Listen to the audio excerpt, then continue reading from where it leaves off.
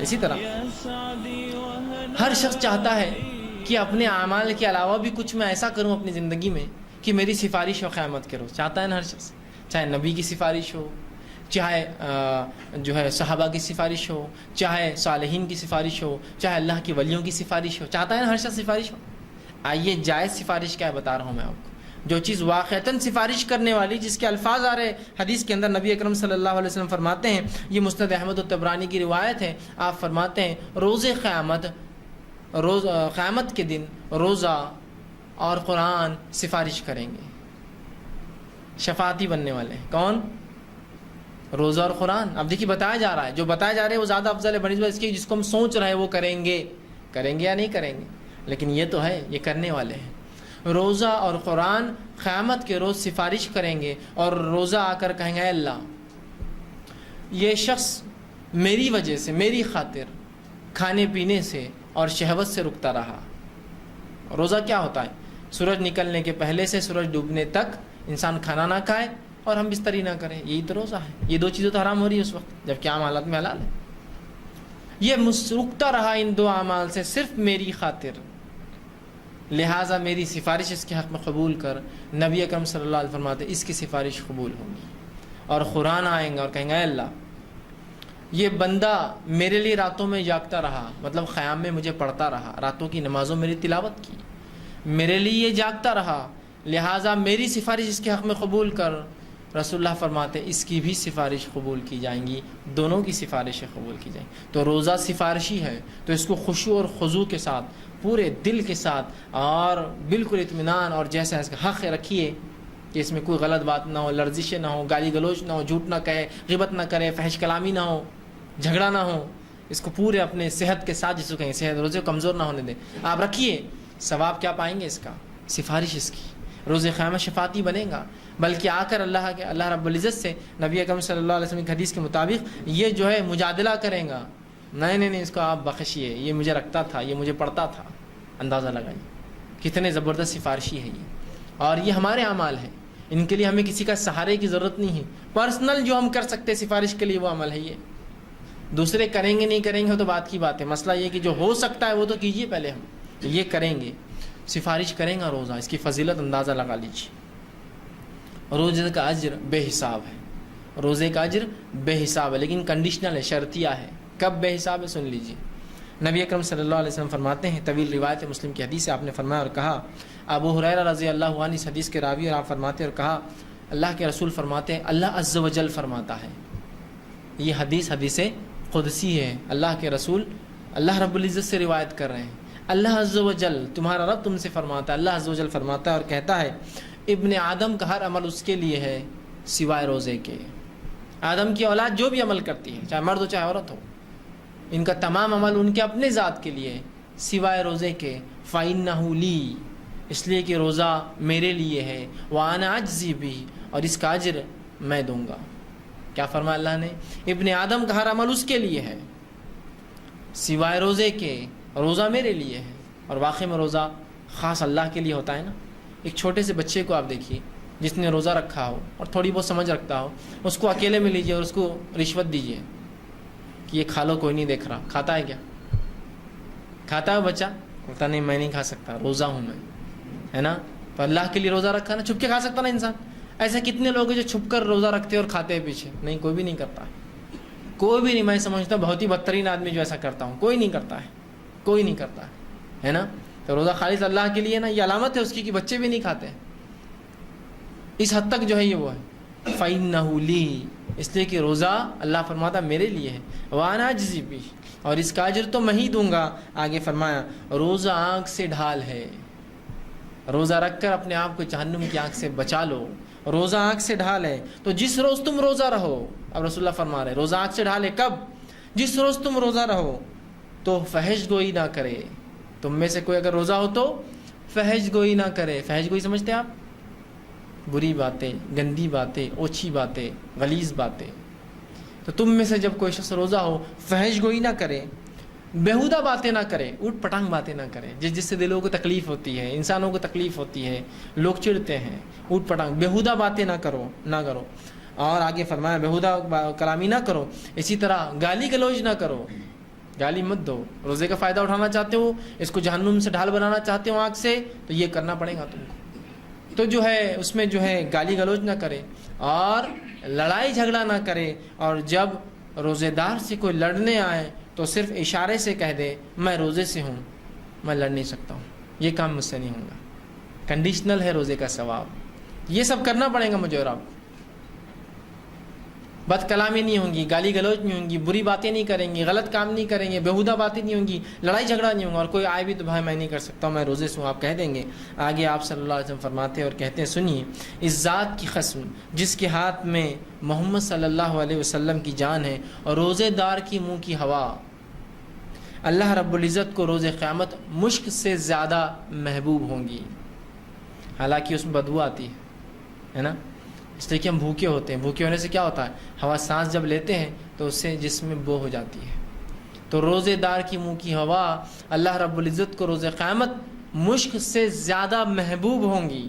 اس کو زیادہ پسند کیا, اس لیے کہ وہ بدبو جو اس کے منہ میں ہوئی وہ اللہ کے لیے بھوکا رہنے کی وجہ سے اس سے زیادہ محبوب ہوں گی, پسندیدہ ہوں گی. اور روزے دار کے لیے دو خوشیاں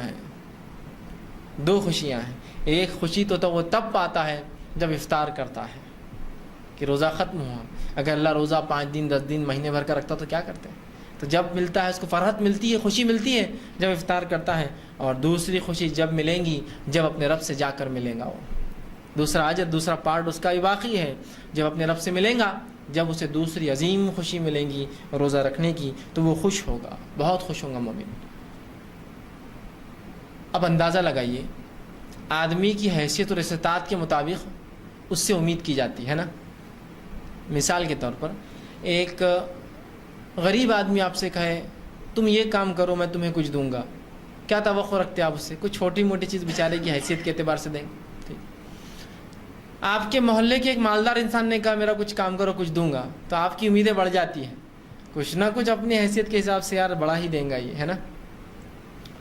اورنگ آباد شہر کے سب سے مالدار انسان نے کہا میرا ایک کام کرو کچھ دوں گا, امیدیں اور بڑھ جاتی ہے. ارے بھائی اورنگ آباد کا مالدار آدمی ہے, کچھ نہ کچھ تو دیں گا. کروڑ پتی ہے, 1000 پتی ہے, پتہ نہیں کتنا پتی ہے, اتنے پیسے اس کے پاس, اب کچھ نہ کچھ تو دیں. دنیا کے سب سے مالدار انسان نے آپ سے کہا میرا ایک کام کرو کچھ دوں گا. او ہو, خواہشات کتنی بڑھ جاتی. ایک کم از کم بڑی گاڑی تو دے دیں گا, کچھ نہ کچھ ایک بڑی خواہش ہوگی نا. اب اندازہ لگائیے, وہ رب العزت جو کائنات کا رب ہے, تمام دولت مند لوگوں سے اس کے پاس زیادہ دولت ہے, اس کے خزانے کبھی خالی نہیں ہوتے. اس حد تک کہ اللہ کے رسول صلی اللہ علیہ وسلم فرماتے ہیں اول جن سے آخر جن اور اول انس سے آخر انس, پہلے انسان سے آخر انسان, اگر تمام آ کر اللہ رب العزت اپنی خواہشات کو رکھ دیں, یہ ہونا وہ ہونا وہ ہونا سب مل کر, تو بھی اللہ کے خزانے میں سے اتنی بھی کمی نہیں آئیں گی جتنا ایک مچھر کے پر کو پانی لگیں گے یا ڈبا کے, اتنی بھی کمی نہیں آئیں گی. مچھر کا پر دیکھیں نا کتنا چھوٹا سا ہوتا ہے. یہ ایک روایت میں اللہ کے خزانوں میں اتنی بھی کمی نہیں آئیں گی جتنا ایک سمندر کے اندر سوئی ڈبو کر نکالو تو اس کے نوک کے اوپر جتنا پانی آتا ہے اتنی بھی اللہ کے خزانے میں سے کمی نہیں آئیں گی. حالانکہ اول ان سے آخری جن, اول جن سے آخری جن اور اول ان سے آخری انس سب نے مانگ لیا جو مانگنا ہے, تب بھی رب کے خزانے میں سے اتنی بھی کمی نہیں آئی. جب وہ کہہ رہا ہے کہ میں اجر دوں گا, تو کیا امید کرتے ہیں, کیا ایکسپیکٹیشنز لگی ہوئی ہے, کیا خواہشات لگی ہوئی ہے کہ سب سے مالدار انسان اگر دنیا کا کہے تو کیا خواہش ہے, تو اس رب سے کیا خواہش ہے, کم از کم کچھ نہیں, سب سے چھوٹی جنت تو مانگ ہی لوں گا. کچھ نہ کوئی اللہ کے پاس کیا ہے, اس کے لیے تو معمولی بات ہے یہ سب چیزیں, ہے نا.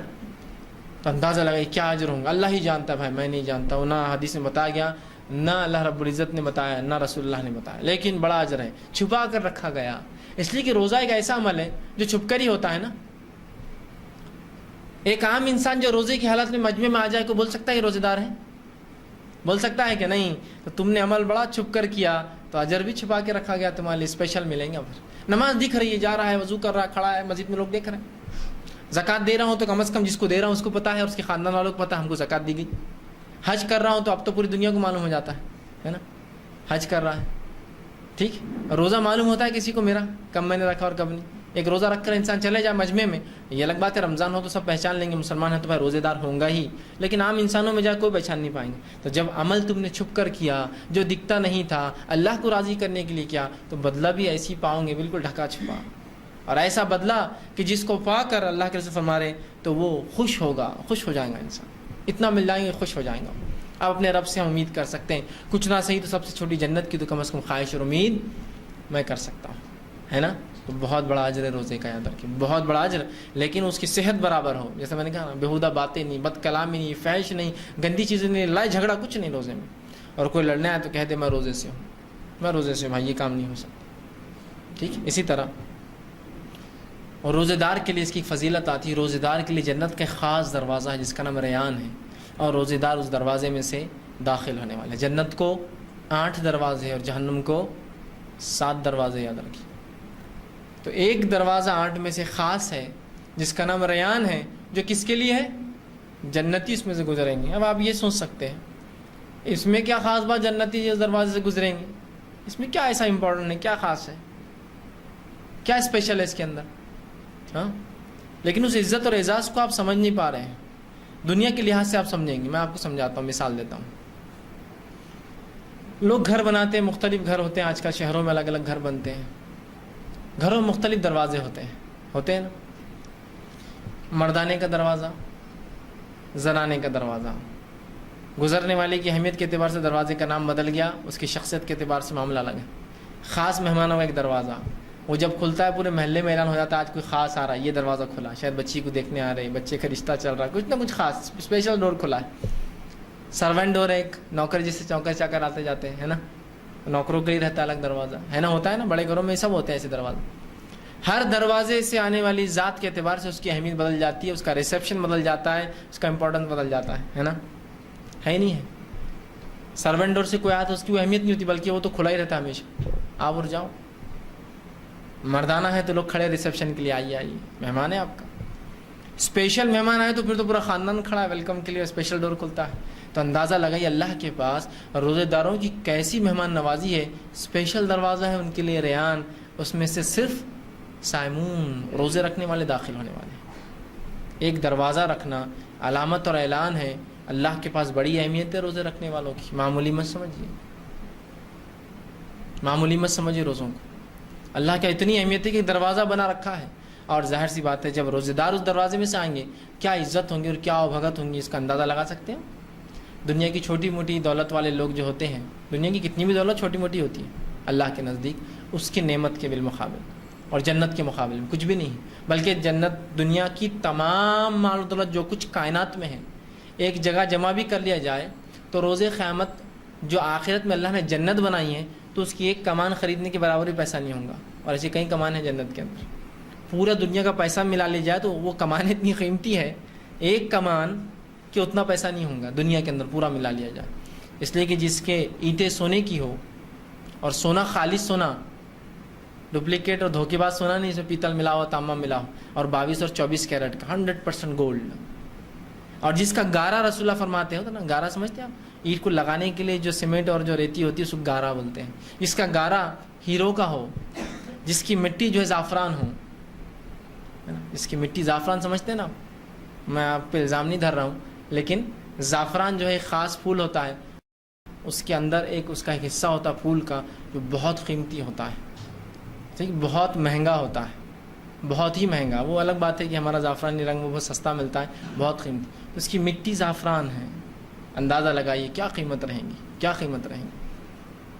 تو اتنا قیمتی ہے، اتنا. تو وہاں جب دنیا کے چھوٹے موٹے مالا دولت والوں کے پاس جاتے تو کیسی حوالت ہوتی ہے ان کی شادیوں میں. چلے گا کہیں سے پانی آپ پر آ رہا ہے خوشبودار، تو کوئی آپ کو عطر لگا رہا ہے، آتے چھڑک رہا ہے نا، تو کوئی ویلکم کے لیے آپ پر پھول برسا رہا ہے، تو کوئی آتے ہی ہر گیسٹ کو پھول پہنا رہا ہے، تو کوئی ایک جو ہے توال اڑا رہا ہے. کتنی خوشی ہوتی ہے نا، میں کسی نے کچھ دیا، کوئی ایک دستی ڈال دے رہا ہے، اوہ کیا بات ہے. کوئی خاتون جا رہی ہے اس کو ایک ساڑی دے رہا تو بولیں گے بابا بابا اس کی تو تعریف زندگی بھر کروں گی میں، ساڑی دے دیا. کتنی ہم کو وہ ہوتی ہے. تو اندازہ لگائیے فرشتے کیسی آبھگت کرنے کھڑے ہوں گے اس دروازے کے اندر ریان میں.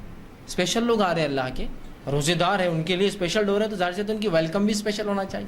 تو اندازہ لگائیے اللہ کے نزدیک اتنی اہمیت ہے روزے داروں کی کہ اللہ رب العزت نے اس کے رکھنے والوں کے لیے اسپیشل ڈور بنا دیا جنت. جاؤ اس میں سے تم ہی داخل ہوں گے، صرف روزے دار. جو چاہتا ہے تو اپنے روزے کو صحت کے ساتھ، اخلاص کے ساتھ، خشوع کے ساتھ، بنا کمزوری کے رکھے، انشاءاللہ اس دروازے سے گزریں گے. یہ اس کی فضیلت ہے روزے کی. رمضان کا مہینہ اللہ رب العزت ہر رات لوگوں کو جہنم سے آزاد کرتا ہے. مسلم کی روایت ہے کہ اللہ رب العزت ہر رات رمضان میں لوگوں کو جہنم سے آزاد کرتا ہے. آپ اس ایک بات سوچ سکتے ہیں، جہنم سے آزادی کیسا؟ جہنم میں گیا کون ابھی؟ اس کا مطلب یہ ہے کہ وہ لوگ جو جہنمی اعمال کرتے تھے بہت برے لوگ تھے، اس مہینے اچھے اعمال کر کے اپنے رب کو راضی کر لیتے ہیں اور راضی کر کے اپنے آپ کو جہنم سے بچا لیتے ہیں اور ان کا رب معاف کر دیتا ہے. یہ معنی ہے اس کا. ہر رات مطلب یہ مہینہ مغفرت کا مہینہ ہے. اچھے اعمال کر کے جنت حاصل کر لو اپنے رب سے، یہ اعلان ہے اس میں. ہر رات اللہ جہنم کی آنکھ سے لوگوں کو رمضان کی نجات دیتا ہے. اسی طرح آپ صلی اللہ علیہ وسلم فرمایا ہر افطار کے وقت بھی اللہ رب العزت لوگوں کو جہنم سے نجات اور آزادی دیتا ہے. یہ ابن ماجہ کی روایت. ہر افطار کے وقت، ہر روز. اس کا کیا معنی ہے؟ اس کا معنی ہے کہ جو آدمی روزہ رکھتا ہے خشوع اور خضوع کے ساتھ، اللہ اس سے راضی ہو جاتا ہے اور افطار کے وقت اس کو آزادی دے دیتا ہے. جس کو جہنم اس کی تقدیر میں لکھ دی تھی اس کو آزادی دے دیتا ہے، اس کو مغفرت کر دیتا ہے، اپنے رحم و کرم سے اس کو معاف کر دیتا ہے. مطلب وہ آدمی ایسے اچھے اعمال کر لیتا ہے کہ اپنے رب کو منا لیتا ہے اور روزہ ختم ہونے سے پہلے اپنی مغفرت پا لیتا ہے. یہ معنی ہے اس کا. اسی طرح روزہ رکھنے والا شہداء اور صالحین میں روز قیامت ہوں گا. اس کا شمار دیکھیں کن لوگوں میں ہوں گا. نبی اکرم صلی اللہ علیہ وسلم کے پاس ابن حبان کی روایت ہے، ایک شخص آیا اور کہا اللہ کے رسول، اگر میں گواہی دوں کہ اللہ کے سوا کوئی معبود برحق نہیں اور نماز قائم کروں اور روزہ رکھوں تو میرا حساب کن لوگوں کے ساتھ ہوگا؟ اس نے سوال کیا اگر میں یہ 3 کام کروں، فرائض جو ہے، باقی فرائض جو ہے زکوٰۃ اور وہ تو ظاہر سی بات ہے، لیکن یہ 3 تو توحید، نماز ظاہر سی بات ہے اور روزہ سب کو رکھنا ہے، بالکل عام. تو کہا اگر یہ تینوں کروں تو میرا حساب کن کے ساتھ ہوگا؟ تو کہا اگر تو یہ تینوں کام کر لے کہ توحید پر قائم رہے، نماز قائم کرتا رہے، روزہ رکھتا رہے، تو تیرا حساب روز قیامت شہداء اور صالحین کے ساتھ ہوگا. کس کے ساتھ ہوگا؟ شہداء اور صالحین. شہید کا بہت بڑا مرتبہ ہوتا ہے، یاد رکھیے، بہت بڑا. اس کا اتنا بڑا مرتبہ ہے کہ اس کی خون کے قطرے زمین پر گرنے سے پہلے، جس سے اس کو موت آتی ہے، اس کی مغفرت ہو جاتی ہے. اور اتنا بڑا درجہ ہے کہ جو لوگ شہید ہوتے ہیں اللہ ان کی روحوں کو قبض کرنے لگاتا ہے اور سبز رنگ کے پرندوں میں ڈال دیتا ہے، ہرے کلر کی پرندوں میں ڈال دیتا ہے. اور یہ پرندوں کو پھر حکم ہوتا ہے کہ جنت میں جہاں چاہو چگتے پھرو، اور وہ اڑتے رہتے ہیں جنت میں. ابھی سے پھر رہے ہیں جتنے لوگ شہید ہوئے، جب ہوں گا آخرت تب حساب الگ، ابھی گھوم رہے ہوں. جنت میں چھوڑ دیا جاتا ہے، وہ گھومتے اور چوگتے رہتے ہیں اللہ کے واسطے، اور ان کے گھونسلے اللہ کے عرش کے نیچے ہوتے ہیں، وہاں کر رکھتے ہیں، پھر نکل کر جاتے ہیں جنت کے اندر. تو اتنا بڑا مرتبہ ہے. تو شہداء کے ساتھ ہے، صالحین کے ساتھ ہے. کون؟ جو روزے رکھتا ہے، نماز قائم کرتا ہے اور توحید پڑھتا. تو روزے کی بڑی اہمیت ہے، اس کو ہم رکھیں. اسی طرح رمضان کی ایک اہمیت